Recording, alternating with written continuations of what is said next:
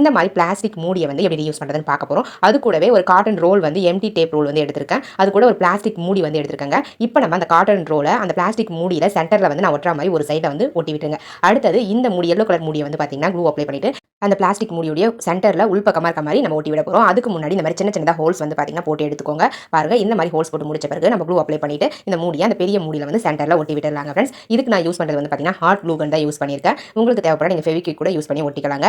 பாருங்க ஃப்ரெண்ட்ஸ், இந்த மாதிரி ஒட்டி முடிச்ச பிறகு இந்த ஆர்கனைசரை நம்ம டெக்கரேட் பண்ணிக்கலாங்க. அதுக்கு நான் வந்து ரெட் கலர் பெயிண்ட் எடுத்திருந்தேன். அந்த பெயிண்ட்டை ஃபுல்லாக எனக்கு பிடிச்ச மாதிரி நான் பெயிண்ட் பண்ணி எடுத்துக்கிட்டேங்க. இப்போ நம்ம சப்ஸ்கிரைபர் எல்லாருக்கும் ஒரு பெரிய ஹாய் சொல்லிக்கலாங்க. சுமதி, ஜீவா தர்மா, லுஃபி, சங்கரி கிருஷ்ணன், ஷேக் முகமது, மெர்சி, காந்திமதி, கண்கலை ஃபேமிலி, அன்னபூரணி, மகேஷ், நந்தினி, இவங்க எல்லாருக்கும் ஒரு பெரிய ஹாய் சொல்லிக்கலாங்க ஃப்ரெண்ட்ஸ். ஓகே ஃப்ரெண்ட்ஸ், இப்போ நம்ம வீடியோக்குள்ள போகலாம். பாருங்க, நான் வந்து ஃபுல்லாக அந்த பிளாஸ்டிக் மூடியோடைய பார்டர்ஸ் மட்டும் பெயிண்ட் பண்ணிக்கிட்டேன். கீழே அந்த காட்டன் ரோலில் ஆஃப் காட்டன் ரோல் வந்து பெயிண்ட் பண்ணிக்கிட்டேங்க.